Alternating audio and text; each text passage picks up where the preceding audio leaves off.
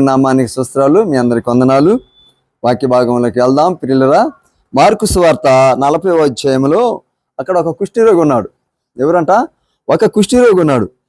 ఒక కుష్ఠరోగి ఆయన యొద్దకు వచ్చి ఆయన ఎదుట మోకరిల్లి నీకిష్టమైతే నన్ను శుద్ధినిగా చేయమని అనగా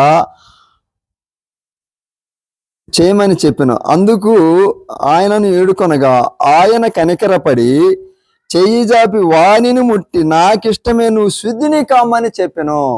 గమనించండి, మార్కు సువార్త 1వ అధ్యాయము 40వ వాక్యంలో మాట రాసింది. ఏమంటున్నాడంటే, ఒక కుష్ఠరోగి ఆయన యొద్దకు వచ్చి మోకరిల్లి నీకిష్టమైతే, ఏమంటున్నాడు? మోకరిల్లి నీకిష్టమైతే నన్ను శుద్ధినిగా చేయమని ఆయనకు చెప్పి ఆయనను వేడుకొనగా ఆయన కనికరపడి, ఎవరి మీద కనికరపడ్డాడు? కుష్ఠరోగి మీద కనికరపడ్డాడు. ప్రియులరా, ఏమన్నాడు కుష్ఠరోగి? నీకిష్టమైతే. మనం కూడా ఏం చేయాలంటే, ప్రభువా నీకిష్టమైతే నన్ను బాగు చేయి, నీకిష్టమైతే నా సమస్యలు తీరు, నీకిష్టమైతే నన్ను కాపాడాయి, నీకిష్టమైతే నాలో ఉన్న పాప దోషములను తీసివేయి ప్రభువా అని మనం కూడా వేడుకున్నట్టయితే ఆయన చేయి జాపి నిన్ను ఆశీర్వదించడానికి సమర్థుడు. పిల్లలు, అలాగే నీ కుష్ఠరోగి కూడా ఏమన్నాడంటే, నీకిష్టమైతే నన్ను శుద్ధిని స్వస్థత పరచమన్నప్పుడు నాకిష్టమైన చేయి జాపి నువ్వు శుద్ధుడు కమ్మని చెప్పగా వాడేమాయను? శుద్ధుడు ఆయను.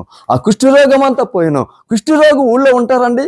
కుష్ఠరోగులకు మనం బిచ్చం పెడతామండి, కుష్ఠరోగులకు మనం భోజనం పెడతామండి, కుష్ఠరోగులకు మనం ఏం చేయగలమా? చేయలేము. కుష్ఠరోగులు ఎక్కడ ఉంటారంట? ఊరు బయట ఉంటారు పిల్లలు. కుష్ఠరోగులు ఏడుంటారు? అడవుల్లో ఆకుల్లో తింటూ ఉంటారు పిల్లలు. కానీ కుష్ఠరోగిని మనం ఏం చేస్తాం? దూరంగా ఉంచుతాం. కానీ ఆనాడు కుష్ఠరోగం ఎలాంటిదంట?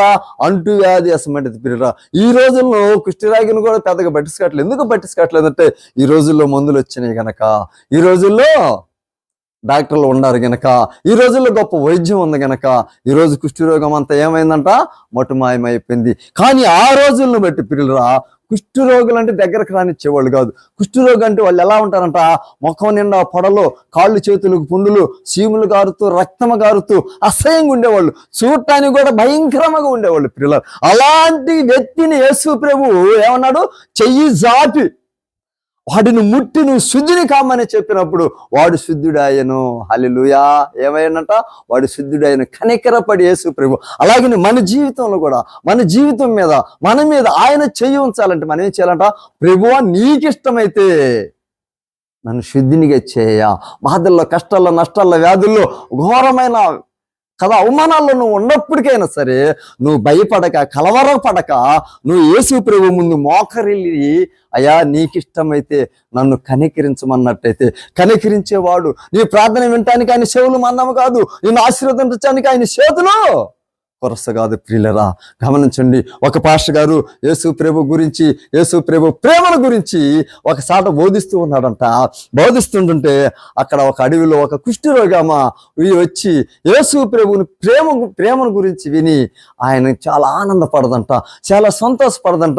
యేసు ప్రభు స్వస్థతపరచువాడా, యేసు ప్రభు ప్రేమించేవాడా, యేసు ప్రభులో కనికరం ఉందా, యేసు ప్రభులో ప్రేమ ఉందా, యేసు ప్రభులో అనురాగం ఉందా అని ఆమె ఎంతో సంతోషంగా ఉప్పొంగిపోయి ఆ పాస్టర్ గారిని గెలిచినప్పుడు అంట, ఆ పాస్టర్ గారు ఒక విజిటింగ్ కార్డు ఇచ్చాడంట. ఆమెకి ఇచ్చి, అమ్మా ఇదిగో పలానా చోట నా ఇల్లు రామన్నప్పుడు ఏమంట, పాస్టర్ గారి ఇంటికి పోయినప్పుడు అక్కడ గేటు వాచ్మెన్ అంట పాస్టర్ గారితో, అయ్యగారు మన ఇంటికి ఎవరు ఒక ఆమె వచ్చింది అన్నప్పుడు ఆ పాస్టర్ గారు పిలిచి ఆమెని కూర్చోబెట్టి ఆమె భోజనం పెట్టమన్నట్ట. పిల్లలు గమనించండి, భోజనం పెట్టిన తర్వాత ఈ పైకి పోయిన పాస్టర్ గారి కిందకి రాట్లా. ఎంతసేపు ఉన్న పాస్టర్ గారి కిందకి రాట్లా. ఏం చూసిందయ్యా ఇదిగో పాస్టర్ గారికి చెప్పు నేను వెళ్తున్నాను అన్నంట. వెళ్ళిపోతూ ఉంటుంటే ప్రియురా, ఆ ఇంటి ముందు రోడ్డు, బైపాస్ రోడ్డు ఉన్నప్పుడు ఆ ఇంటి ముందుకు పోగానే ఏమైందంట? లారీ తగిలి చనిపోయింది పిల్లరా. అప్పుడు అక్కడ గేటు వాచ్మెన్ అన్నంట పాస్టర్ గారిని పిలిచి, అయ్యా ఇదిగో నువ్వు మన ఇంటికి వచ్చినామా, ఇదిగో నువ్వు కిందకి రాపోయేసరికి వెళ్ళిపోతా లారీ తగిలి పడిపోయిందయా, చనిపోయింది అన్నప్పుడు ఈ పాస్టర్ గారు వేదన చెందాడు, ఈ పాస్టర్ గారు బాధపడ్డాడు. కానీ యేసు ప్రభు మాత్రం అలాగే చేయలా. యేసు ప్రభు కుష్ఠరోగిని ముట్టాడు. అలాగే నీ కుష్ఠరోగిని ఈ ప్రభు ఇక్కడ బోధకు పాస్టర్ గారు ముట్టలేక ఆయన పైనుండి తర్వాత బాధపడ్డాడు. ప్రార్థన చేస్తుంటాం, ప్రభువా నా తప్పు క్షమించయ్యని అన్నప్పుడు ప్రభు మాట్లాడుతున్నాడంట. ఆమెను పంపించింది ఎందుకు? నువ్వు ప్రార్థన చేయమనే కదా. నువ్వు ప్రార్థన చేస్తే ఆమె కుష్ఠరోగి తగ్గేదే కదా అంటే, ప్రభు నా తప్పు క్షమించా. ఈ రోజుల్లో చాలా మంది ప్రియులరా, ఇదిగో ఉన్న వాళ్ళకి, ఇదిగో డబ్బు ధనం ఉన్న వాళ్ళని ప్రేమిస్తున్నారు, కానీ పేదవాళ్ళ రోగుల్ని ఇదిగో స్వస్థత పరచలేని ఈ దైవ సేవకులు ఈ లోకంలో ఉన్నారు ప్రియులరా. ఎందుకంటే ఈ రోజుల్లో డబ్బు కావాలా, ధనం కావాలా, రేకులోడింటికి కానీ పూరింటోడింటికి ఈ సేవకులు వెళ్ళే పరిస్థితి లేరు. ఎందుకంటే మంచి హోదా ఉండాలి, మంచి ఆ ఇంట్లో కారు ఉండాలి, ఆ ఇంట్లో మంచి భోజనం ఉండాలి ప్రియులరా. అలా ఇంటికైతే వెళుతున్నారు, కానీ ఇదిగో ఈ సేవకులు కొద్ది వాళ్ళ ఇంటికి వెళ్ళట్లేదు. ఎందుకంటే ఈ కుష్ఠరోగి ఆమె కూడా ఆ పాస్టర్ గారి ఇంట్లో వచ్చి కూర్చున్నప్పుడు ఆయన గనక వచ్చి ప్రార్థన చేసినట్టయితే ఆ కుష్ఠరోగం తగ్గిపోయేదే, ఆమె మరణించేది కాదు ప్రియులరా. అలాగనే అలాంటి జీవితంలో ఈ కుష్ఠరోగి అంటున్నాడు, దావీదు కుమారుడు యేసు, నీకు ఇష్టమైతే నన్ను శుద్ధినిగా చేయవా. శుద్ధినిగా చేయమన్నప్పుడు శుద్ధినిగా నువ్వు నాకు ఇష్టమే. లోకంలో ప్రతి ఒక్క బిడ్డ నాకు ఇష్టమే, ప్రతి ఒక్క వ్యక్తి నాకు ఇష్టమే. వాడు దొంగ కానీ, వ్యభిచారం కానీ, పాపంలో ఉన్నవాడు కానీ, ఎలాంటి స్థితిలో ఉన్న తాగుబోతైనా కూడా, ఎలాంటి వాడైనా యేసు ప్రభుకి ఇష్టడుగానే ఈ లోకంలో ఉంటారు ప్రియ. నిన్ను నన్ను ప్రేమించేవాడు యేసు ప్రభు. నీ కొరకు నా కొరకు రక్తం కార్చిన వాడు యేసు ప్రభు. నీ కొరకు నా కొరకు సిలువలో మరణించిన వాడు యేసు ప్రభు. అందుకని యేసు ప్రభు అంటాడు, ఎవరిని పిలిచాడంట, తాగుబోతువైనోడా, తగాదాలు పడినోడా, అటు ఇటు తిరిగినోడా, అల్లరి పాలైనోడా, సీట్ల పేక ఆడి నీవు చెల్లకొండ పోయినోడా, నిన్నేనయ్యో యేసయ్య పిలిచినాది, నిన్నేనయ్యో యేసయ్య పిలిచినాడు. ఎవరిని పిలిచాడంట యేసు ప్రభు? మంచి వాళ్ళనే పిలవటానికి లోకంలో రాలా. అందుకనే మంచివాడికి వైద్యుడు అక్కరలేదు. ఎవరికంట? ఒక రోగికే ఇదిగో వైద్యుడు అక్కర.